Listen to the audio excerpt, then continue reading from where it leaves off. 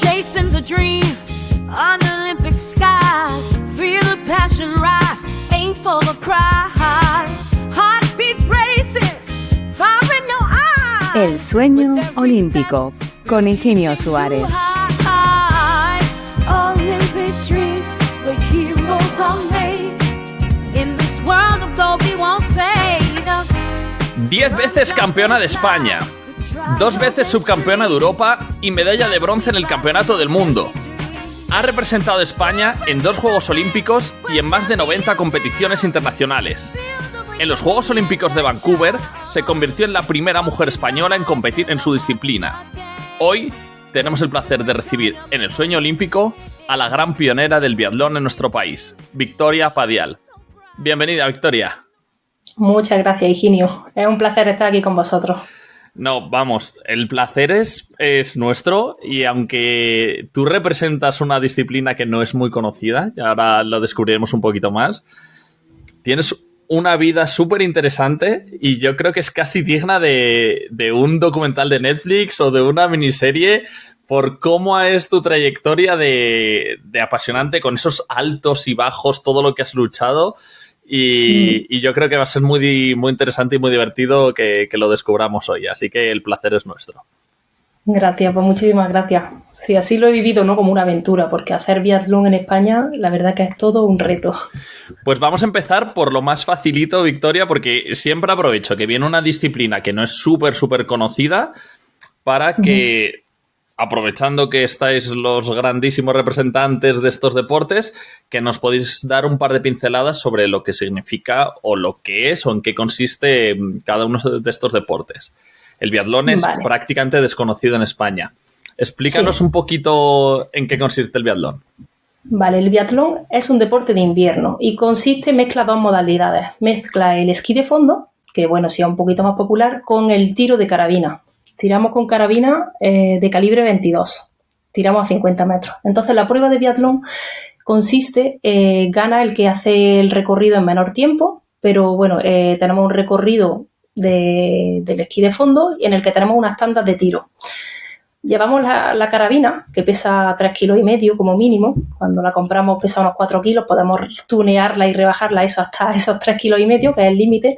Y bueno, la llevamos en la espalda, tenemos que portarla, ir haciendo ese circuito de esquí, llegar al campo de tiro, un campo de tiro al aire libre, o sea, en el que hay inclemencias invernales, ¿no? Está la nieve, está el viento, las tormentas, y tenemos que disparar, ¿no? Con ese pulso acelerado que ya llevamos del circuito del esquí, y disparamos a 5 dianas consecutivas cada tanda de tiro.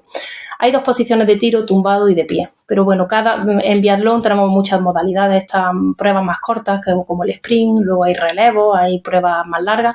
Por no entrar en detalle, simplemente para que los que no les suene o no conociesen esta disciplina, pues que sepáis que eso, que es un deporte de invierno y que combina la precisión con la resistencia del esquiador de fondo. Y bueno, es un deporte muy físico, pero también muy mental, porque requiere mucha concentración, mucha atención para llegar de ese esfuerzo titánico que haces sobre tu esquí de fondo, en el que tienes que subir, bajar y hacer recorridos pues complejos, y llegar y tener toda esa concentración, esa relajación y ese autocontrol para poder concentrarte y acertar en la diana, porque si no tenemos vueltas de castigo según cada fallo. O sea, es complejo, es muy técnico, pero es muy, muy apasionante. ¿Y cuántas estaciones, si se llaman así, de tiro hay a lo largo del recorrido? Pues la prueba más corta que es el sprint son 2 estaciones de tiro, una tumbado y otra de pie, y en cada estación se hace 5 disparos, o sea, serían un total de 10 tiros. Y en las pruebas más largas son 20 tiros, son 4 estaciones de tiro. Más o menos cada 2 kilómetros, sí, más o menos. El sprint son 3 vueltas de 2,5 kilómetros en el femenino, y en la individual, que es la prueba más larga, son 5 vueltas de 3 kilómetros. Entonces, en cada 3 kilómetros pues tira. La prueba individual tiene una complejidad, es que, bueno, cada tiro fallado de esos 20 tiros totales de la prueba, no hay vuelta de penalización, que la vuelta de penalización no he comentado, son 150 metros de esquí añadido, que suele ser unos entre 20 y 25 segundos, ¿no?, de retraso que te penaliza. En esta prueba individual, cada fallo te añaden 1 minuto a tu crono automáticamente. Se suma sin tener que hacer más distancia. Exacto. No hay más distancia, hay directamente un tiempo añadido al crono. Entonces, bueno, pues hay diferentes modalidades, diferentes pruebas, pero es verdad que no es como en otros deportes en los que los biatletas se especializan solo en una. O sea, aquí la general de la Copa del Mundo nos vamos jugando en todas las pruebas. O sea, que al final está muy bien porque hay variedad y emoción, son diferentes formatos y hace que para los espectadores también sea muy entretenido. Es una prueba, pues, una modalidad muy divertida, ¿no?, de seguir. En otros países es súper popular el biatlón, ¿no? Sí, el biatlón de hecho es el deporte número 1 de invierno a nivel televisivo en el mundo, es el deporte más visto, el deporte rey de invierno. En Alemania, por ejemplo, bueno, hay anécdotas, nosotros íbamos allí a competir y en los bares, pues igual que aquí entra y ves partidos de fútbol, incluso de cadetes, de niños, ¿no? O sea, aquí se vive el fútbol, ¿no? Desde ese ámbito más social, pues allí en Alemania, en los bares, había biatlón en la tele. Es lo más popular, ¿no?, durante el invierno. Entonces, pues, choca, ¿no?, ese cambio cultural que tenemos, ¿no? Pero sí que es muy, muy popular y es que mueve muchas masas. Es curioso, es muy curioso, muy curioso. Pues, Victoria, entiendo que también, como es muy desconocido en España, que tú cuando empiezas de pequeña a hacer deporte no tenías referencias de biatlón ni empiezas con biatlón. No, exacto. ¿Con qué deportes nace tu inquietud deportiva? Vale, bueno, yo desde pequeña ya me gustaba a mí el gusanillo de la competición, ¿no? Desde el juego infantil siempre quería llegar a la primera, o siempre con las amigas estaba proponiendo hacer carreras, vamos a inventar, pues siempre este tipo de cosas más de movimiento, ¿no? Siempre he sido una chica de movimiento. Y bueno, en el colegio toqué algunos deportes, empecé a hacer voleibol, viajé, hice algunas liguillas escolares y bueno, me gustaba a mí el gusanillo del deporte, pero es verdad que aquí en Granada, yo al vivir en Granada, mi tío tenía un club de esquí en Sierra Nevada y empecé a esquiar con mis padres también, con mi hermana, con amigos, subíamos los fines de semana a hacer esquí de fondo. Y bueno, a mí me gustó mucho, ¿no? El deporte, sobre todo, siempre me ha gustado más al aire libre, ¿no? Lo que es, pues, descubrir rutas, estar en la montaña, ¿no? Es respirar ese aire puro. Y cuando probé el esquí de fondo, pues me encantó. Y empecé con 6 años. Ya con 9 años me invitaron a mi primer campeonato de España. La Federación Andaluza hablaron con mis padres, le dijeron, esta chica parece que tiene talento y le gusta, ¿por qué no la llevamos al Campeonato de España? Y bueno, pues ahí tuve mi primer contacto con la competición en la nieve y siempre lo cuento, pero es que fue muy relevante porque ahí llegué la última, ¿no?, en ese primer Campeonato de España. Tenía mucha inexperiencia, pero sí que es verdad que cuando llegué a la meta la estaban desmontando y aquello pues me sentó muy mal, pero también me estimuló mucho y dije, hombre, esto yo no quiero que esto vuelva a pasar, o sea, voy a entrenar, me voy a poner las pilas y quiero volver a otro campeonato de España, no digo ganándolo, pero no cerrando tabla y sobre todo llegar y que estén desmontando la meta. Aquello fue, pues con 9 años todavía me acuerdo y mira que mi memoria no suele ser muy, muy allá, pero aquello me impactó. Y 3 años después me convertí en campeona de España y entré con la bandera andaluza cruzando la línea de meta y fueron unos 3 años muy significativos para mí porque era muy pequeña pero le puse mucho empeño y desde aquellos momentos yo ya tenía la vista puesta en los Juegos Olímpicos, ¿no? Porque en ese momento que me entrenaba mi tío, yo le decía, bueno, ¿y después del Campeonato de España qué hay? Y él me decía, bueno, luego pues puede ir al Campeonato de Europa. Y yo le preguntaba, ¿y después del Campeonato de Europa qué hay? Y me dijo, pues está el Campeonato del Mundo. Y yo, ¿pero hay algo más? Lo más. Y yo le decía, ¿qué es lo máximo? Porque yo ni conocía ni sabía, ¿no?, de los Juegos. Y él me dijo, están los Juegos Olímpicos. Y a partir de ahí fue como esa obsesión y decir, pues yo quiero llegar hasta allí. O sea, yo ya me marqué ese objetivo desde pequeña y ese sueño olímpico, ¿no?, como el título de vuestro podcast, ¿no? Ese ha sido toda mi brújula, ¿no? Toda mi carrera deportiva he tenido la brújula de llegar al sueño olímpico. Así ha sido. Antes de llegar al momento de la transición, quedémonos de momento en el biatlón. ¿cómo se entrena el biatlón? Porque hay, por ejemplo, Sierra Nevada, ¿hay solo un circuito? ¿Hay varios? ¿Cómo funciona? ¿En qué escenarios puedes entrenar tú? Concretamente, el biatlón en España actualmente solo se puede entrenar en Candanchú, en el norte, ¿vale? En Granada, en Sierra Nevada, no tenemos circuito de biatlón, tenemos circuitos de esquí de fondo, podemos entrenar esquí de fondo, pero el campo de tiro solo hay uno en España y está lejos. Entonces, el entrenamiento se vuelve muy complicado porque tienes que hacer el entrenamiento separado, ¿no? Tienes que hacer por una parte el esquí, por otra parte el tiro. Aquí tenemos un buen centro de tiro en Granada, el Centro de Tiro Olímpico de la Cavia, y yo he tenido que hacer pues ese tipo de entrenamientos disociados que no han sido los ideales, no ha sido como otros atletas que tienen pues campos de tiro con su circuito de esquí integrado. Entonces ha sido una dificultad añadida que ha hecho que yo he tenido que estar viajando casi todo el tiempo haciendo concentraciones fuera y aquí he hecho menos entrenamiento, ¿no? Una vez que ya estaba dedicada al biatlón. Y del esquí de fondo sí que hay distintos, en Sierra Nevada hay distintos circuitos para distintos niveles de dificultad, no sé si más pendiente, menos pendiente, para poder también rendir bien en competiciones internacionales. Pues bueno, tenemos un inconveniente, es que las pruebas de esquí de fondo solo se permiten hasta 1.800 metros de altitud. Y el circuito que tenemos en Sierra Nevada de esquí de fondo actualmente está a 2.000 y pico metros, es decir, no se puede hacer competiciones y bueno, se entrena, pero solo tenemos un circuito y es verdad que Sierra Nevada actualmente es una estación de esquí alpino, básicamente. El esquí de fondo se dificulta mucho porque también ha bajado mucho la práctica de esquiadores. Esquiadores de fondo, cuando yo empecé subíamos autobuses de niños, un montón de gente y ahora pues bueno, como la oferta deportiva es tan grande y hay tantísimas modalidades, es como que el esquí de fondo es un poco el deporte pues más tradicional, es muy sacrificado, es muy cansino, es mucha resistencia y yo creo que también hoy los niños buscan otros deportes más con más estímulo, con más cambio. De ahí también viene un poco mi transición después de pasar del esquí de fondo a probar el biatlón. Fue todo un mundo que se me abrió porque era mucho más divertido, ¿no? Tener una carabina añadida, tener ejercicios de tiro, todo eso hacía que los entrenamientos eran mucho más divertidos. Porque el esquí de fondo, pues como un ciclista que hace ahora y bueno, cuando vas en pelotón, pues puede ser hasta más divertido, pero cuando tienes que hacer kilómetros y kilómetros tú solo, pues se hace muy, muy largo y a veces puede ser desesperante.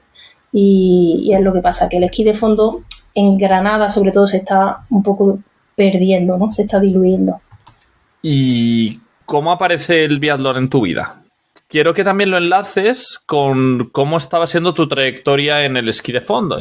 No sé si ese sueño que tú tenías olímpico del esquí de fondo seguía siendo viable en tu situación, en las competiciones que hacías internacionalmente, si tenías chances de llegar a los Juegos Olímpicos en esquí de fondo, o cómo aparece y si lo que te enamora es cuando descubres tirar con una carabina o si lo que te enamora es que eso te daba más oportunidades de llegar a este sueño olímpico. Vale, pues el biatlón llegó en mi vida tarde, ¿no? Porque llegó con 18 años. Yo hasta los 18 años, pues como he comentado, comencé a competir en esquí de fondo. Estuve en el equipo nacional, estuve haciendo competiciones internacionales en esquí de fondo, pero llegó un punto que se juntó con la adolescencia, con la dificultad académica añadida, ¿no? de los estudios y de las exigencias del entrenamiento que hacía que estaba ya en un punto un poco de agotamiento más que físico-mental, ¿no? Porque no veía tanta progresión, no veía a lo mejor ese sueño olímpico tan cerca, siguiendo en esa vía del esquí de fondo. Y bueno, la sorpresa fue que con 18 años la federación me llamó y me dijeron, mira, la IBU, que es la Federación Internacional de Biatlón, hace unos campamentos de entrenamiento y para fondistas, para esquiadores, para que prueben la nueva disciplina del tiro. Y bueno, habíamos pensado que si tú querías ir a un campamento de este tipo que era en Austria. Entonces, claro, yo hasta ese momento mi contacto con el biatlón solo había sido lo que yo había visto en la tele, ¿no? Algunas pruebas. y siempre lo había visto, pero nunca me hubiese imaginado yo tener un arma, ¿no? Porque era algo pues, que no me lo había planteado seriamente, pero que sí que veía las pruebas en televisión y me quedaba fascinada, ¿no? Yo decía, qué cosa más atractiva, ¿no? O sea, qué bonito, ¿no? Y esquiando y llegar y la parte del tiro, esta emoción. Pues claro, cuando yo recibí esa llamada fue como una luz, ¿no? De esperanza, fue como, joder, pues tengo muchas ganas de probarlo, sí. No lo dudé y bueno, tenía 18 años y allí que me fui a Austria a probar el biatlón. Claro, allí nos dejaban el material, por supuesto, nos enseñaron las primeras nociones de tiro. Yo nunca había pegado un tiro en mi vida, es decir, en mi casa no había contacto con las armas, entonces era todo un mundo nuevo. Pero puedo decir que fue como amor a primer disparo. O sea, yo disparé y fue como, te da un subidón de adrenalina y me gustó. O sea, fue una sensación que dije, yo quiero hacer biatlón. Esto lo tengo que hacer sí o sí. Y como yo soy muy persistente y soy muy, pues eso, cuando me pongo un objetivo, es difícil que no llegue a conseguirlo, ¿no? Me cuesta más o menos, pero al final me gusta lucharlo. Pues desde ese momento fue ese amor a primera vista por el biatlón. Pero claro, se terminó el campamento y como os podéis imaginar, pues España, pues ya está. Habíamos hecho un campamento, habíamos probado el biatlón y punto final. No había mucha historia más. Pero sí que es verdad que yo apreté un poco e insistía, decía, pero bueno, vamos a darle continuidad a esta actividad, ¿no? Vamos a sacar un grupo, vamos a aprovecharlo y bueno, buscaron un entrenador. Tuvimos varios entrenadores de biatlón en España, se estuvieron haciendo cositas, pero no se terminaba un poco de profesionalizar. Yo ya tenía una edad que, claro, la gente me decía, tú no vas a llegar a los Juegos Olímpicos ya con 18 años empezando ahora en una disciplina nueva, o sea, porque puedes saber esquiar, pero no sabes tirar. Hablamos que en el biatlón, en otros países, con tradición, empiezan a tirar con 10 años los niños. Entonces yo llevaba un atraso que era importante. Pero bueno, llegó mi entrenador con el que he terminado mi carrera deportiva, que era francés, Alexandre Napa, que es mi actual marido. Y bueno, luego ya contaré un poco más la historia, pero él venía de trabajar con el equipo francés de biatlón, que son pues un referente, porque son de los mejores del mundo. Y se montó un equipo de biatlón en España y bueno, estuvimos compitiendo, viajando, estuvimos mejorando mucho y claro, yo llevaba una progresión muy buena porque partía de cero y empecé a clasificarme para ir a Copa del Mundo, solo con muy pocos años de práctica y en apenas 2 años conseguí la clasificación olímpica, que fue pues una gran sorpresa para todos, incluida para mí, porque solo llevando 2 años haciendo biatlón, conseguir ese sueño que yo tenía desde pequeña de ir a unos Juegos Olímpicos, pues la verdad que fue la mayor satisfacción, ¿no? Y la mayor recompensa a tantos años de madrugones, de sacrificios, de entrenamiento, de compatibilizarlo con los estudios, o sea que al final vemos a los deportistas y vemos las competiciones y ¡ay, qué bien le ha salido, qué mal! Pero no sabemos realmente, el sueño olímpico es cada 4 años, pero la preparación para esos Juegos Olímpicos es todos los días y ahí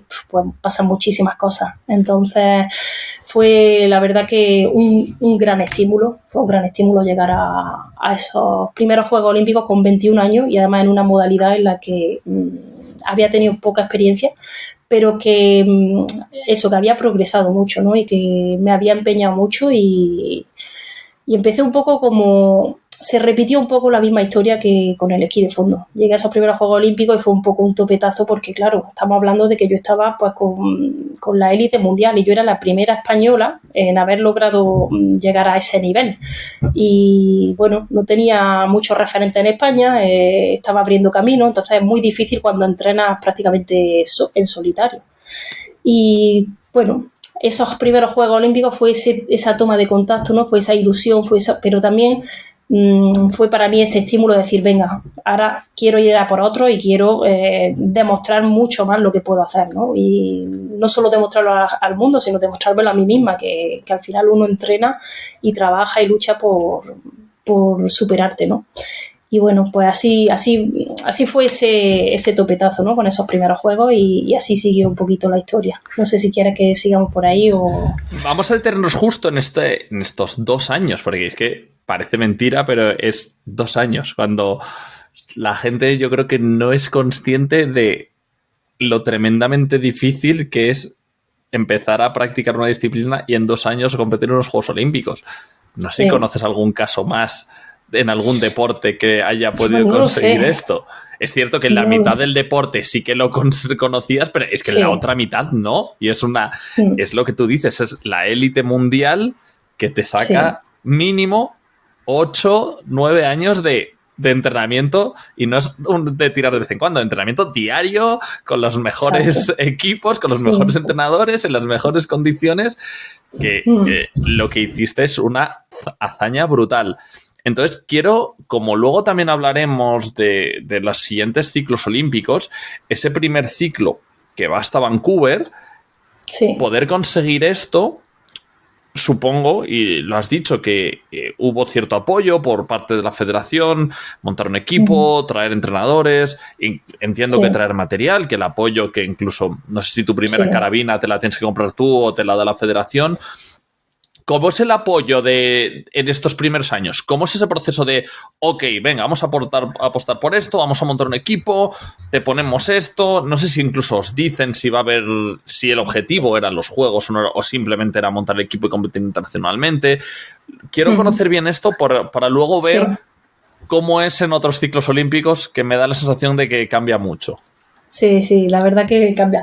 Bueno, pues esto es un poco nuevo para todos, ¿no? También la federación se unió a ese carro de la IBU, ¿no? Que al final la IBU es una federación muy potente. Está la FIS. La FIS es la Federación Internacional de Esquí, que lleva pues toda la parte de esquí, pero el biatlón se separó y creó su propia federación y pues tiene mucha solvencia económica, hay muchos proyectos, hay muchas ayudas de material, dan carabinas, dan cursos, concentraciones, cursos de formación para entrenadores, para atletas, o sea que tienen mucho apoyo. Y bueno, es verdad que la federación pues es una federación tan grande que no puede gestionar tantas cosas y muchas ayudas se empezaron a perder.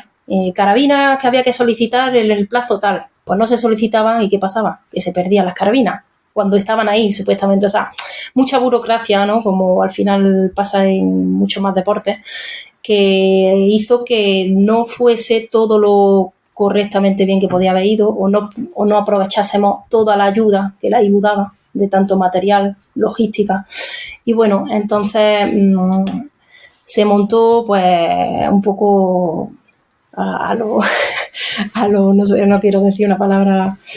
Bueno, se hizo lo que se pudo, yo creo que con la mejor intención, ¿no? Al final, lo que pasa es que el biatlón es un deporte que requiere mucho, es muy complejo. A nivel técnico también, hablamos de que tenemos una carabina, tenemos esquí. Cada biatleta lleva una media de 15 pares de esquí, porque los esquís es como en Fórmula 1, están los neumáticos de seco, de lluvia, ¿vale? Pues llevan sus mecánicos, pues en el esquí de fondo y en el biatlón, pues la gente eso que lo ve en la tele, ve la disciplina y dices qué chulo y te gusta, no sabes todo lo que hay detrás, porque hay camiones de preparadores técnicos que te preparan los esquís según el día, según la temperatura, según cómo está la humedad de la nieve, la humedad del aire, cómo está el grano, los copos de nieve caen con un diámetro, se van transformando con el tiempo, según la temperatura. O sea, es un mundo muy, muy técnico, entonces requiere pues de una profesionalización grande. Hablamos de que países como Alemania o Rusia tienen 20, 40 técnicos para el equipo nacional. Van a competir 6 chicas a Copa del Mundo y 6 chicos y llevan a 40 personas. Pero para que unos preparan los esquís, otros están en el campo de tiro, otros son los oficios, los médicos, en fin, tienen una estructura. Imaginaros que nosotros íbamos un equipo al principio, cuando esto se inició, pues iban 4 chicos y yo de chica íbamos, creo que éramos 5, algo así, y teníamos una sola persona para todo. Entonces estábamos luchando en mucha desigualdad de condiciones. Y claro, yo empecé a destacar, a tener más resultados y empezamos a exigir, pues, un poco que aumentase, ¿no?, ese equipo técnico, porque no podíamos, pues, competir en las mismas condiciones. Tampoco queríamos llegar a esos equipos que tenían, porque, bueno, no teníamos tampoco una estructura tan grande como ellos, pero sí que necesitábamos apoyo. De hecho, pues mis padres nos acompañaban en viajes, hacían lo que podían, o a veces teníamos que ir tirando de cualquier ayuda extra. Era mucho más que bienvenida. Y eso, pues, hizo que se dificultara un poco, porque al final, pues, el deportista que tiene que estar centrado en entrenar, en descansar, que cuando uno está metido ahí en esos niveles, tu principal función es estar bien entrenado, descansar, estar en un entorno agradable, ¿no? Porque es como en el trabajo. Si tu entorno no es agradable, pues al final el rendimiento laboral suele bajar. El deporte es exactamente igual. Entonces, si tú no tienes todo ese entorno positivo, pues al final el deportista lo sufre y no rindes como estaría previsto, ¿no?, que pudiese rendir. Y bueno, pues después de esos Juegos de Vancouver se empezó a deteriorar el panorama, pues porque no teníamos apoyo y yo ya iba creciendo mis resultados, mi progresión, pero claro, el acompañamiento de la federación, de la estructura, pues no llegaba. Por dar un pasito atrás, Victoria, sí, que tú empezaras con el biatlón, uh-huh. No tanto que empezaras, sino que se apostara por el biatlón en España, ¿es iniciativa tuya, de la IBU o de la Federación Española? No, la IBU. La IBU fue la que siempre, pues, la IBU quiere que nuevos países se adhieran, ¿no?, a su federación y vaya creciendo. De hecho, como comentaba, tiene grandes presupuestos, grandes programas y ambiciones para que eso ocurra. Entonces, ponen muchas facilidades para ello, ¿no? Y yo siempre le agradezco a la IBU porque gracias a la IBU conocí este deporte, tuve la oportunidad de ir a ese primer campus, de tener el primer material y bueno, y de poder hacer esas primeras competiciones, que fue lo que a mí fue un antes y un después en mi vida, porque el biatlón me ha cambiado la vida prácticamente. Entonces, la IBU, estaré eternamente siempre agradecida y bueno, creo que trabaja muy bien. Pues vamos a seguir poniendo en situación a la gente. Tú venías de esquí de fondo, vas al campus de la IBU, a partir de ahí se empieza a apostar por el biatlón en España gracias a las ayudas de la IBU. Sí. Compites, entrenas y compites al más alto nivel con las circunstancias que teníais durante 2 años y ¡pum!, te plantas en Vancouver. Entonces, los primeros juegos, decíamos en la intro que eres la primera mujer que ha competido representando a España en Vancouver. Hagamos una mini pausa. Sí. Dentro de que luego hablaremos de todo lo que ha faltado para que te hubiera gustado tener, me imagino que también ese momento sí que fue precioso de poder, ese sueño que tenías, en 2 años conseguirlo. ¿Cómo fue esa llegada a Vancouver? O el día incluso que lo conseguiste, que sabes que vas a competir en los Juegos. Pues fue muy emocionante porque era algo que yo había visualizado, pero no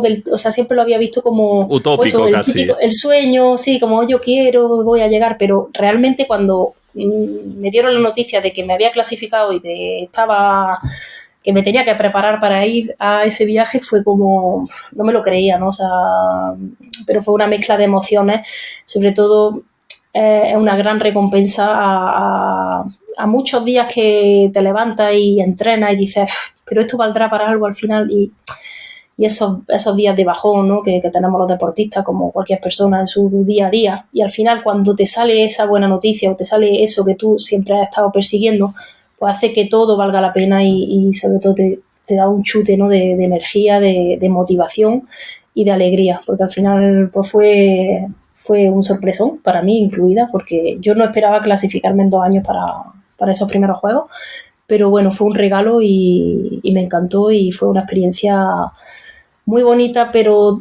a la vez también la viví con mucha exigencia, porque claro, de repente aparece en los medios, sale en televisión española, todo el mundo, hay una chica de biatlón, no sé qué, vas a ganar medalla, y la gente empieza a hablar, y claro, yo digo, pero la gente sabe de qué estamos hablando o no sabían ni mi historia, ¿no? Entonces te meten mucha presión porque al final pues hay deportes que solo se ven en los Juegos Olímpicos cada 4 años y la gente pues no sabe todo el histórico, no sabe toda la evolución que lleva, y yo creo que la gente pues tampoco ni sabía que mi progresión y el tiempo que llevaba yo practicando el tiro, ¿no? El tiro de carabina, que es tan complejo.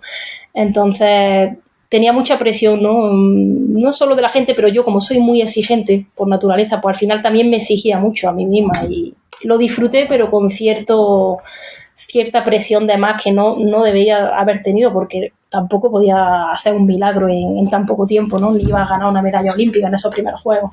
Pues te iba a decir, Victoria, que justo los deportistas, la mayoría de los que han pasado por aquí, yo creo que casi todos han participado en varios Juegos Olímpicos, y cuando hablan del primero, siempre hablan del primero como que no, que ya el premio casi era llegar a los Juegos y que casi no pudieron la mayoría rendir al máximo nivel, pero bueno, que porque estaban casi más disfrutando y siendo, pues eso, joder, pues es que estoy desayunando al lado de Michael Phelps, no sé qué, en vuestro caso también, aunque claro, es distinto, también estáis al lado de referentes y las máximas referencias en los deportes de invierno. Me resulta curioso que no escucho pues en ti esa ilusión de la primera, bueno, voy con menos presión competitiva, pero lo disfruté. Exacto, pues yo con el tiempo después, cuando ya pasaron los Juegos, dije, hay que ver, están los Juegos Olímpicos y no he saboreado toda esa parte de decir, no lo viví conscientemente, vamos a decir, ¿no? No lo saboreé, no viví el presente, el día a día y bueno, fue así esa experiencia, pero realmente pues me puse yo también mucha presión por nada, porque soy así de exigente, pero bueno, eso luego cambió. Fue una experiencia que aprendí y también podemos decir que los siguientes Juegos ya los viví de otra manera. Pues vamos a ese camino. ¿Cómo fue el camino de Vancouver a Sochi? Por lo que me imagino, tú vas a los Juegos de Vancouver y lógicamente no compites por las medallas, pero eras súper joven, tenías 20, 21 años. Me imagino que tu objetivo sería ir creciendo en los siguientes Juegos Olímpicos y a saber dónde estaba el techo. ¿Cómo fue ese ciclo de Vancouver a Sochi? ¿Tenías esa ambición de no creo que medallas, pero sí que mejorar tu resultado y de ahí que tu expectativa fuera tener más apoyo por parte de la federación? ¿Es en ese ciclo cuando empieza a enturbiarse esta situación y cuando empiezan a fallar tus expectativas? Sí, ahí ya claro, ahí yo me doy cuenta de todo lo que nos falta para poder llegar a unos Juegos Olímpicos y hacer una actuación digna y claro, pues yo también ya empiezo a reivindicar un poco más de estructura, de apoyo y para poder seguir creciendo, porque si no, como hablábamos, es un deporte tan técnico que necesita de tanto viaje para ir a las instalaciones adecuadas, ya que en España no tenemos instalaciones para entrenar y pues requiere estar más fuera y bueno, es un deporte muy, muy costoso. Antes hablaba de los pares de esquí, de los técnicos, luego está la carabina. La carabina tiene munición, la munición es también súper cara. Bueno, pues así se va añadiendo a los viajes. Pues imagínate, al final no es un campo de fútbol, una pelota que puedes jugar y puedes practicar en más sitios. Es un deporte pues muy técnico, muy costoso y bueno, pues se empezó a enturbiar un poco porque claro, yo quería progresar, yo quería llegar a otros Juegos Olímpicos. Yo no había cumplido ya el sueño olímpico y quería decir, bueno, ya lo dejo, sigo con mis estudios, que yo empecé a hacer INEF y bueno, podía haber hecho 1000 cosas, pero mi ambición era ser deportista olímpica y reiterarlo y ganar una medalla y seguir. O sea, mi ambición era muy grande. Entonces, pues yo puse mucha energía y mucho empeño y yo, pues claro, esperaba también a cambio un poco de reciprocidad, ¿no? De esa ilusión, de ese esfuerzo y de ese trabajo que uno hace. Y cuando ves que no llega, pues bueno, te vas desilusionando. Al final, los hombres y las mujeres en el biatlón competimos en horarios diferentes, ¿no? Hay programas diferentes, pero claro, como teníamos un solo equipo, pues si los chicos competían a las 10 y yo a las 3, pues yo me tenía que ir desde las 7 de la mañana en pista, estar allí, porque no teníamos logística, no teníamos 2 furgonetas o como en otros equipos, que el equipo femenino, el equipo masculino, pues claro, imaginaros la de horas que yo me tenía que tirar en pista allí con el frío, esperando para, a lo mejor desde las 7 de la mañana para competir a las 3 de la tarde. Y así se empezaron a acumular y claro, pues yo ya empecé a exigir pues ese cambio, o que hubiese un entrenador para mí y otro entrenador para los chicos, y poder dividir y hacer 2 equipos, 2 furgonetas, y no meternos todo en el mismo saco, porque al final era contraproductivo.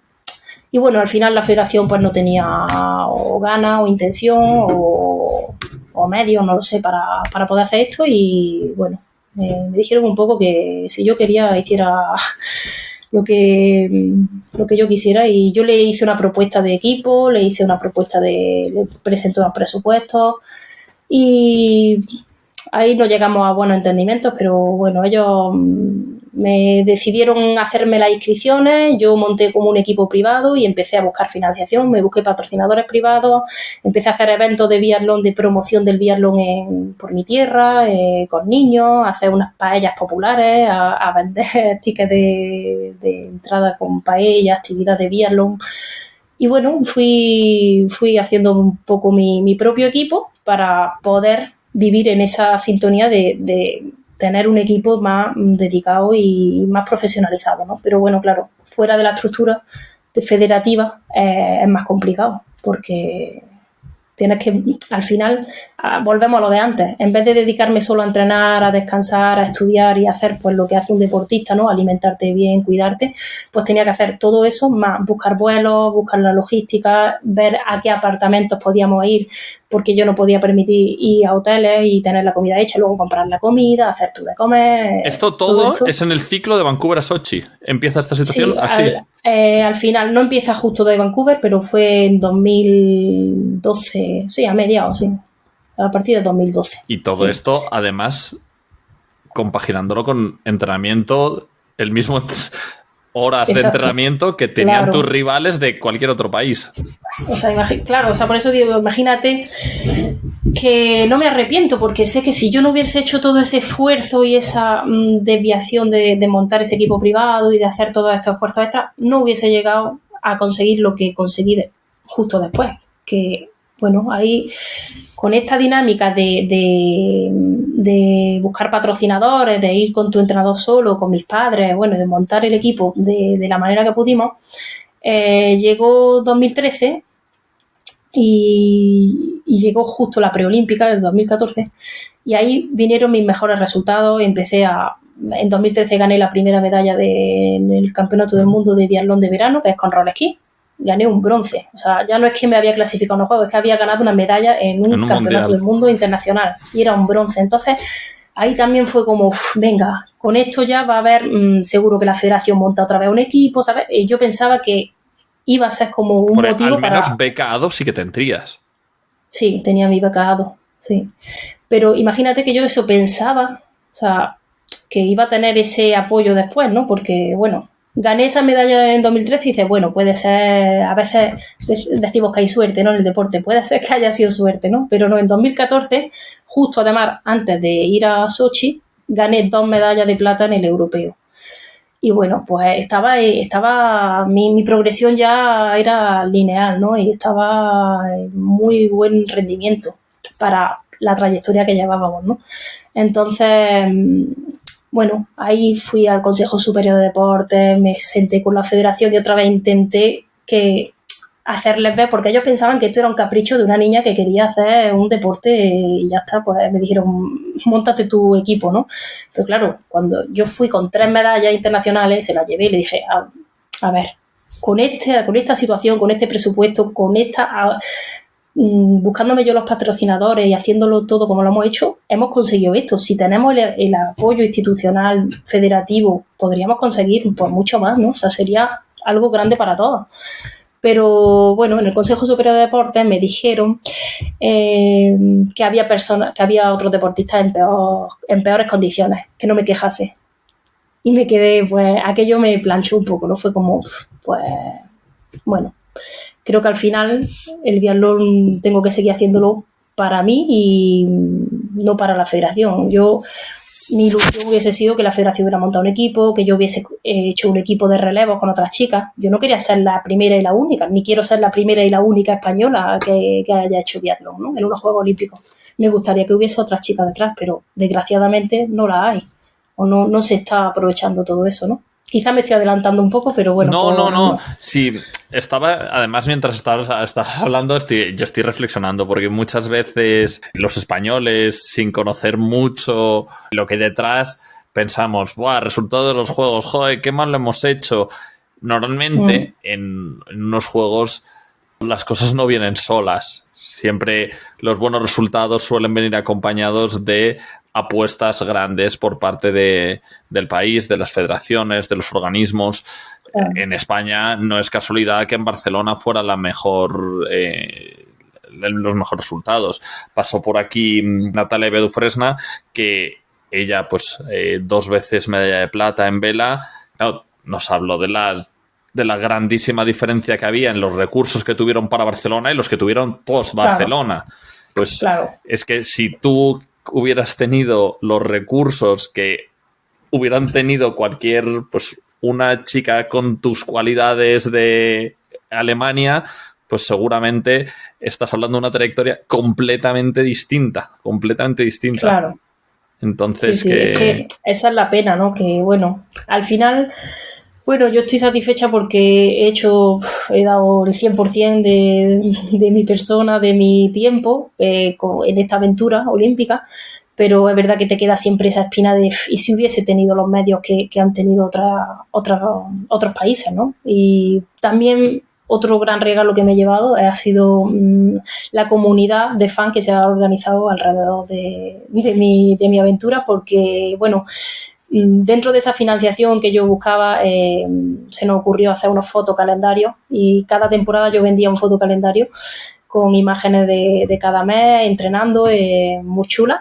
Y bueno, curiosamente donde me compraban los fotocalendarios era Alemania, era Noruega, Finlandia, eran países donde el biatlón pues es popular, y pues allí me veía firmando calendarios, yendo a correos, mandando mis calendarios, y he tenido pues una comunidad de fans que, claro, se sorprendían, y cada vez que me preguntaban, ¿pero tú dónde entrenas? ¿Y cuántos biatletas hay en España? Y claro, querían saber, y decían, ¿y cómo una chica viviendo allí sin estas instalaciones, sin apoyo, puede estar y llega y gana una alemana? Pues se ponían locos los alemanes, o sea, me apoyaban mucho, y incluso iban con bandera, con bufanda, con mi cara, y eso pues para mí ha sido pues muy, muy gratificante, ¿no? Porque ver que esa gente que conoce el deporte y sabe de lo que hablan, pues entonces saben la magnitud de a dónde he llegado, ¿no? O qué es lo que he podido ofrecer.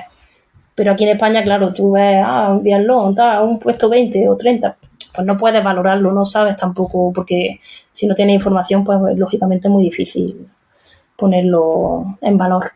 Desde la situación en la que estabas tú, ¿te parecía injusto el trato que recibías, ya no solo por la negativa a que te ayudaran, sino tú veías que se dedicaban recursos a otras disciplinas, otros deportistas, sin poner, lógicamente, nombres y apellidos a esas personas o esos deportistas, pero crees que a gente que se lo merecía menos?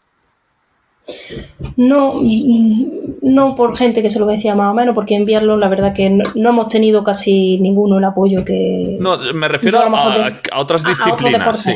A otras disciplinas, sí. Sí, la verdad es que en el mundo de nieve, ¿no? La Federación Española de Deporte de Invierno, pues la principal actividad, y yo creo que la principal que se lleva el presupuesto, es el esquí alpino, que es, pues bueno, el más tradicional, el que más ha invertido siempre. Pero hubo algo, ya un detonante por el que yo ya tuve que pensar en mi retirada deportiva, que lo hice con pues toda la pena, porque bueno, yo estaba enamorada de mi deporte, enamorada de la vida que llevaba, ¿no? Viajando, compitiendo, de las experiencias que estaba viviendo, los valores que estaba aprendiendo. No solo es que al final el deporte pues, es una escuela de vida, pero verdad que también parece que vivimos en un mundo paralelo, ¿no? Y no estamos en la realidad. Pero Pues bueno, cuando yo ya empecé con la federación un poco más seria y ya me metí con una abogada porque la IBU da una ayuda para cada deportista que va a competir, ¿no? Entonces, nominalmente, si yo competía en una Copa del Mundo, había un dinero asociado por esa participación. Entonces, cuando yo ya me salí de la federación, de la estructura deportiva, llegamos al acuerdo de que ese dinero, que era directo por mi participación, me lo iban a dar a mí para que yo con ese dinero pues pudiese financiar parte del viaje, ¿no? Que no cobre. Sí, más bien que una gestión privada en lugar de una gestión pública, pero el dinero parte de la IBU y ya está. Después, con el tiempo, la IBU tiene un comité de transparencia porque como tiene tanta ayuda y tal, me enteré y me metí ahí y me dijeron que por cada año que yo había estado en Copa del Mundo, la Federación Española había recibido unas cantidades grandes de dinero por tener presencia española. Y la presencia española en Copa del Mundo solo la estaba dando yo porque no había otros deportistas. Entonces estamos hablando de unas cantidades que superan los presupuestos que yo necesitaba con creces y no he recibido nunca. Entonces, esa noticia fue el chasco final y dije, bueno, ya no es solo que no me apoyan y que no me están financiando parte de mi proyecto, de la estructura, sino que es que encima se han ingresado un montón de dinero de la IBU por mis participaciones, porque no había más españoles, y no sé dónde se han destinado. Me imagino que en otras disciplinas, en otros deportistas, en otros deportes, o en otros viajes, o en otros directivos, no lo sé. Eso en el mejor de los casos. Entonces, habrá sido así. Pues eso fue muy frustrante. Fue muy frustrante descubrir eso al final de mi carrera deportiva, porque, bueno, pues te sientes un poco inútil al final, ¿no? Pero bueno, no me arrepiento de nada, no soy una persona negativa ni me gusta, aunque he tenido mis trifulcas con la federación. Quiero pensar que al final, pues bueno, cada uno ha hecho lo mejor que ha sabido, ha podido, pero hay cosas que duelen y que, bueno, podían haber sido diferentes, podían haber sido mucho más diferentes. Mi carrera podía haber sido otra carrera, pero no lo sabemos, entonces tampoco vamos a especular y prefiero quedarme con todo lo vivido, con todas las experiencias y bueno, que encima ahora la estoy transfiriendo en la maternidad, que eso es otro capítulo, que eso es otro deporte de alto rendimiento. Y nada más, no sé qué más te puedo contar, lo que más queréis. Sí, yo lo que quiero es que la gente sea consciente que no suene un capricho, quería un dinero para competir más. Es que tu día a día, durante muchos años, y corrígeme si no era así, era levantarte, madrugar, entrenar con solo Alex, que ahora me gustaría también que habláramos de Alex, de organizarte. Hablabas de organizarte tú los viajes, pero decías también que en otros equipos, en otros países, tienen no sé si mecánicos, técnicos, y en vuestro caso, pues entiendo que tú terminas una competición y destornillador, arreglar, lijar, no sé qué, encerar, preparar, si algo se rompe te tienes que buscar tú las castañas tú misma, tal, buscarte un fisio si es que te puedes buscar un fisio, si no a lo mejor el masaje te lo tiene que dar Alex. Es que... Entonces, me imagino que eso, más luego buscar lo del calendario, organizar las paellas, bueno, no sé qué. Viajar en furgoneta, que eso también un poco no lo he contado. Compré una furgoneta de segunda mano, que me costó 1.000 euros, cuando se compraban cosas a 1.000 euros, que ahora ya no te puedes comprar nada. Y bueno, no tenía calefacción, la furgoneta era de Málaga, de una empresa que tal, estaba una Mercedes Vito, estaba medio bien, pero claro, sin calefacción en Málaga no la hacía falta. Pero imagínate irte a recorrer medio mundo de nieve por ahí, pues con el gorro, con los guantes, viajando con angina y con todo lo que hemos tenido que viajar. O sea, ha sido pues una aventura, una odisea, y así era nuestro día a día, era aventura tras aventura, porque el biatlón en sí ya es una aventura, pues añádele todo esto, este buscamiento de vida, ¿no? Para poder llegar a un sitio. Competíamos en un sitio y nos íbamos 12 horas de viaje para llegar al día siguiente a competir en otro y poder coger puntos, porque los equipos que tienen más deportistas, pues claro, van sumando puntos, pero cuando tú estás solo y estás buscando una clasificación olímpica o una clasificación de un mundial, necesitas correr el máximo número de pruebas posibles. Y eso hacía que íbamos desdoblando, ¿no?, el programa y el calendario para llegar a pruebas en las que no iban todos los biatletas, porque decía, esa prueba no vamos, y nosotros sí, vamos a ir esa mañana, y vamos a la otra, y para ir rascando puntos, ir cogiendo puntos, y siempre pues dando lo máximo, y en un estado pues que no es el mejor para un deportista de alto rendimiento, que al final lo que tiene que hacer el deportista es rendir, y para rendir hay que estar en condiciones óptimas y de descanso, que muchas veces pues el descanso era dormir en la furgoneta entre un viaje y otro y llegar y otra vez preparar el material y eso, y hacerlo solos nosotros, y como tú has comentado con Alex,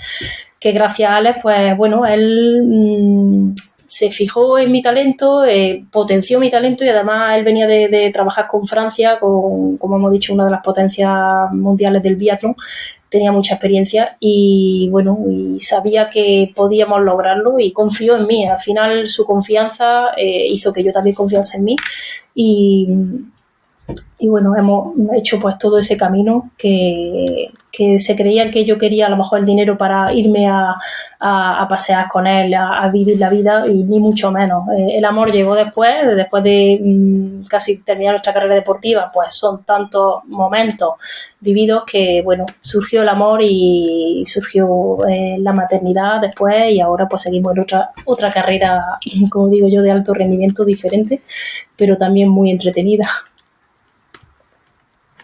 ¿Qué te decía tu familia, Victoria? Porque me imagino que pues eso, tenías chocabas una y mil veces contra la pared que era la federación, pero esto día tras día para ti debía ser pues, un sacrificio gigante que tú me imagino que te apoyarías también en tu entorno.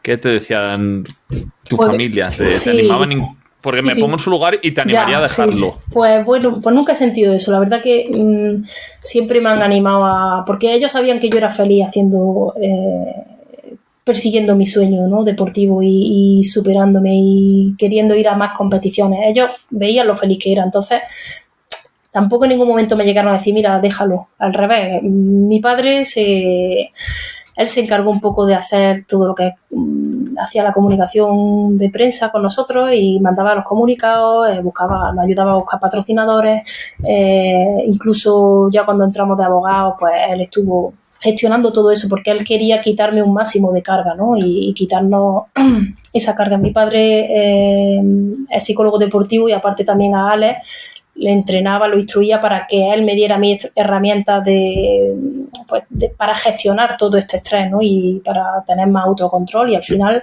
ha sido una figura que nos ha ayudado mucho a que nos hayamos podido centrar en lo que debíamos de centrarnos, ¿no?, aunque teníamos que hacer muchas más cosas, pero sí que nos ha quitado mucha carga, y bueno, él ha pasado ahí muchas horas en la oficina trabajando en esa sombra, ¿no?, que no se veía, pero él estaba ahí, era una figura pues muy importante que ha hecho que hayamos podido también seguir y seguir progresando, ¿no?, que al final esto es un trabajo de equipo, de mucha parte de equipo invisible al final, pero hay mucha gente que ha apoyado y la verdad que he tenido poca gente que no ha apoyado esta aventura porque ha sido un equipo de todos sumar, la familia siempre ha sumado y no he sentido nunca esa negativa de decir, bueno, mira, déjalo, yo creo, no, siempre han apostado y yo creo que también confiaban en mí, disfrutaban también de este proceso de verme, ¿no?, de verme progresar, de verme competir. Yo creo que eso tiene que ser un orgullo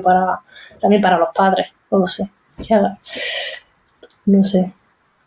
100%. Quizás no has tenido el camión que tenían las alemanas, pero seguramente el camión de apoyo de familia ha sido mucho más fuerte que el que ha tenido y le hace fácil el camino, que tampoco es por supuesto fácil el que tiene cualquier deportista, pero el tuyo ha sido objetivamente muy muy difícil. Por eso te decía que también me había quedado con lo de los fans estos que he tenido alemanes, la familia, o sea, todo ese apoyo que yo he recibido, porque al final lo que yo he reivindicado mucho el apoyo económico, que es lo que necesitaba para seguir subiendo y seguir escalando, pero el apoyo emocional y afectivo no me ha faltado. La verdad que he tenido mucha gente y detrás que me han apoyado y eso pues lo agradezco siempre. Y además es de los regalos que ahora cuando miro atrás y veo todo lo que he hecho, aparte de los logros deportivos y aparte de la superación, es todo ese círculo social, ¿no?, que me ha apoyado, que lo valoro mucho y que ha sido un regalo.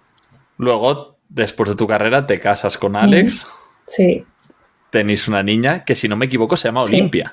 Sí, sí. ¿Tiene algo que ver el nombre con los juegos o es casualidad o viene de otro? Sí, tiene que ver. También una abuela de Alex es griega y el nombre Olimpia, aparte por el simbolismo que nos representa a nosotros, ¿no?, que hemos luchado tanto para llegar a los Juegos Olímpicos, pues era un poco ese colofón final y bueno, pues Olimpia es ahora la luz de nuestra vida, ¿no?, y nuestro motor de entrenamiento, porque bueno, es verdad que yo dejé la competición y la dejé un poco también, pues cuando tú tienes que dejar algo y no quieres dejarlo y quieres seguir, pues al final hay un duelo ahí, ¿no?, porque a mí me habría gustado seguir, a mí me habría gustado, yo sé o sabía que podía haber progresado más todavía, pero bueno, cuando ya las circunstancias veía que no se podía hacer mucho más, pues me resigné un poco. Entonces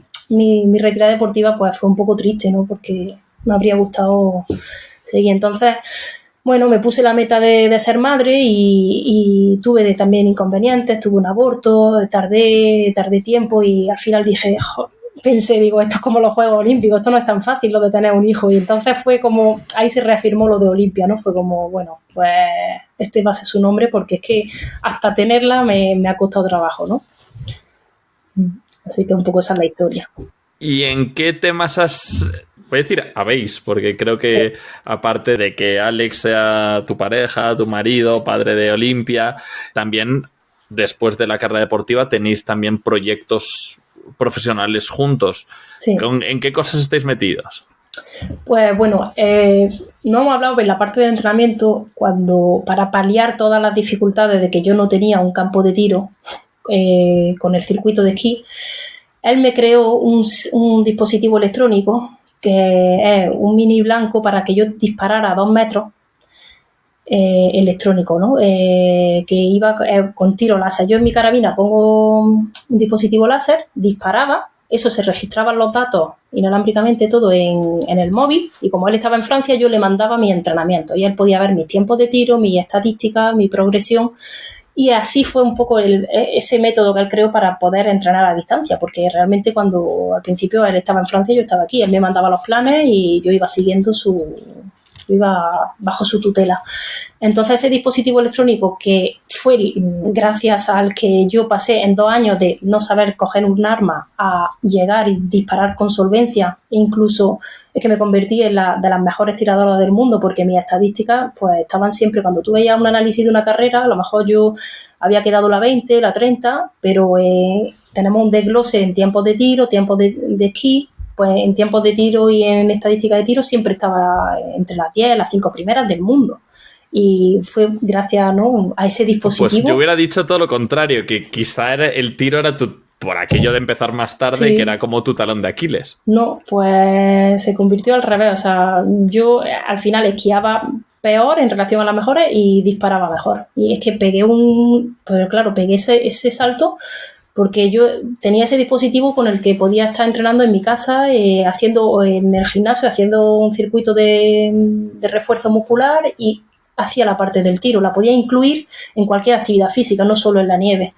Entonces, bueno, cuando llegó la retirada deportiva, dijimos, pues es que esto es un súper dispositivo que a mí me ha ayudado un montón. Aparte de que puede ayudar a otros biatletas, puede ayudar a personas populares que ven la tele, el biatlón y dicen yo quiero hacer esto, pues que lo hagan corriendo, haciendo circuitos de ejercicios funcionales con zapatillas de deporte, no tienes que tener esquí, tienes que tener tanto engorro y que puedan probar lo que es esa adrenalina de llegar con el pulso alto, de hacer un esfuerzo físico y disparar, ¿no?, en un local controlado sin tener el inconveniente de que te dé una munición, de que tengas que tener una licencia de tiro y toda esa complejidad. Entonces queremos acercar el biatlón a las masas, a todo el mundo, ¿no? Que la gente pueda probar esta disciplina, ¿no? Por lo menos la emoción de esta disciplina, aunque no sea en la nieve, pero en seco seguro que también puede ser muy divertido. Y ahí estamos metidos. Es un proyecto que, bueno, lo teníamos más avanzado, pero con la maternidad, la niña tiene ahora 2 años y, bueno, los que sois padres sabéis la exigencia que requieren los niños. Además, nosotros somos padres pues muy conscientes e intentamos estar el máximo tiempo con ella en la naturaleza, en movimiento y nada de pantalla y bueno, eso requiere pues de mucho tiempo también, de mucho sacrificio. Entonces es un proyecto que lo vamos a lanzar y que esperemos que la gente pueda disfrutar tanto o solo un poquito, si con que solo disfruten un poquito del biatlón como hemos disfrutado nosotros, pues estaremos tremendamente orgullosos. Como siempre, dejaré en la descripción tanto de las plataformas de podcast como de YouTube, tus redes, también de Biathlon Fit, toda la información que haya, también lo pondré, que este proyecto se llama Biathlon Fit, para que la gente que le haya podido interesar y que le haya sonado bien y quiera investigar un poquito más, para que tenga acceso. Yendo al deporte concreto, por retomar un poco el biatlón, estuvo por aquí hace unos cuantos episodios Mar Molné, que ha sido, no sé si la conoces porque entrena en Las Gavias, es una tiradora que consiguió un 4º puesto ahora en París, una chica que tiene 22, 23 años, y hablaba de que al final lo más importante en el tiro es justo la gestión de las pulsaciones. Sí. Claro, entiendo que lo más complicado del biatlón es pasar de unas pulsaciones súper altas en un ejercicio aeróbico tan exigente como es el esquí de fondo a, de repente, ¡pum!, bajarlas. ¿En qué rangos de pulsaciones os movéis en cada uno de los 2 deportes?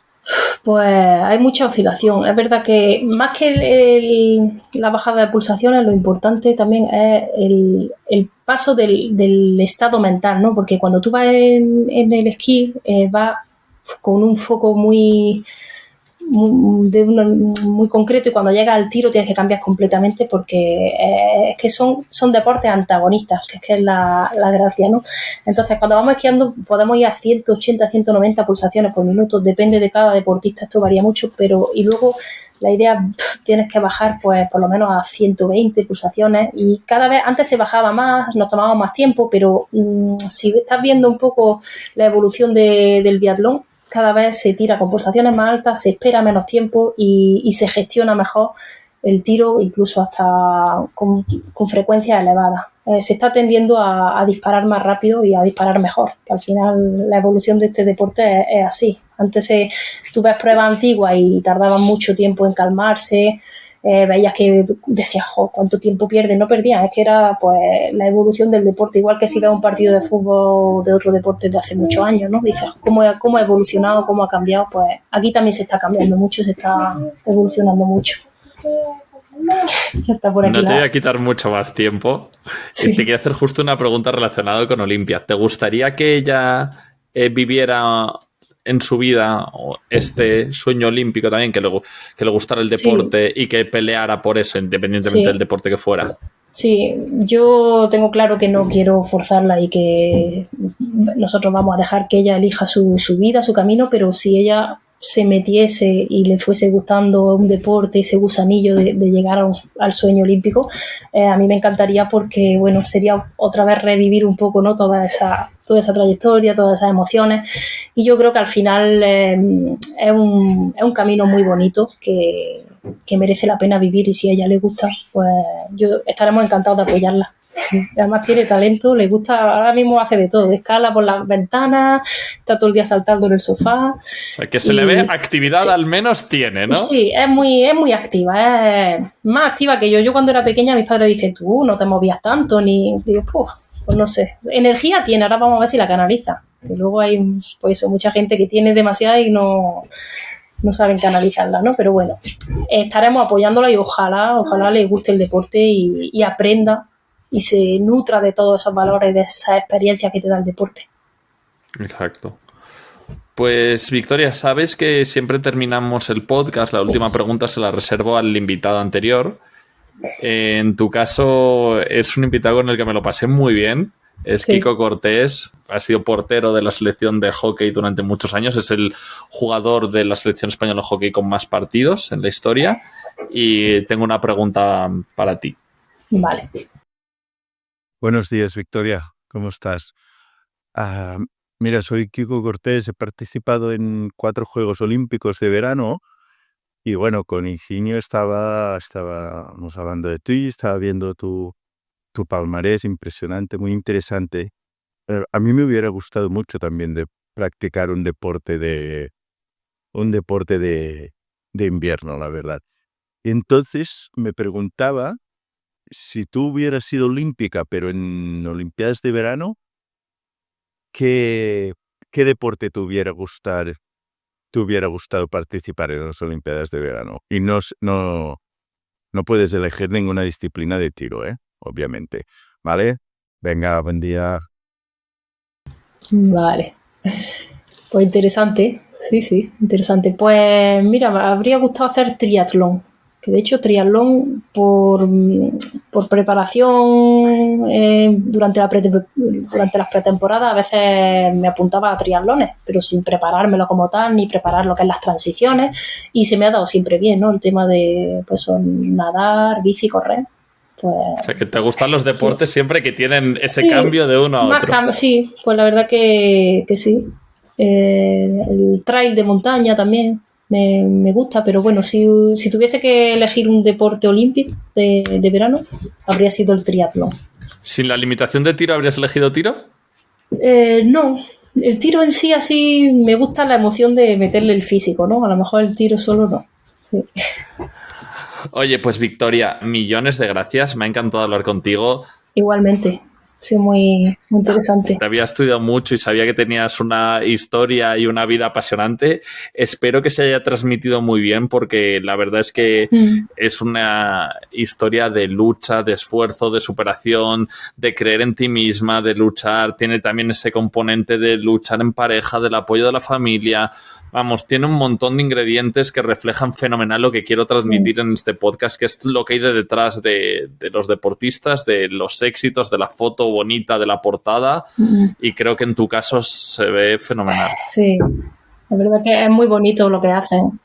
Muy bonito lo que hace porque pues eso da mucha visibilidad a todo lo que hay detrás, ¿no? Que normalmente nunca llega, ¿no? Y al final pues la gente también quiere escuchar ese tipo de historias y inspirarse.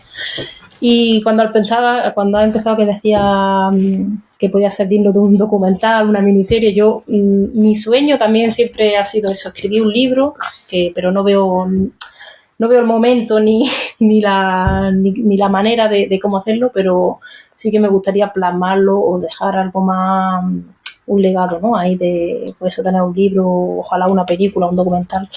Bueno, tienes tiempo aún, ahora tienes una prioridad clara, pero cuando esa prioridad pueda correr un poquito más sola, un poco, tendrás tiempo y desde luego, vamos, tú...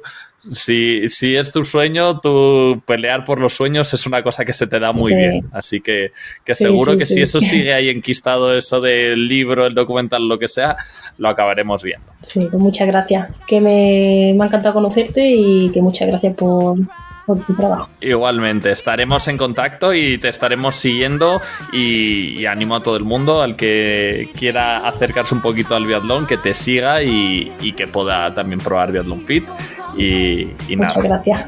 Pues ojalá que disfruten y sobre todo que la gente pues haga deporte por su salud lo primero y luego por la diversión y por todos los beneficios físicos y psicológicos, ¿no? que tiene. Y muchas gracias a ti también, que estás al otro lado, por escuchar este podcast. Espero que hayas disfrutado de este episodio tanto como yo. Si te ha gustado, no olvides dejar tu reseña y sobre todo de compartirlo, que es lo que más ayuda a que este proyecto siga creciendo. Te espero en el próximo episodio de El Sueño Olímpico. ¡Hasta pronto!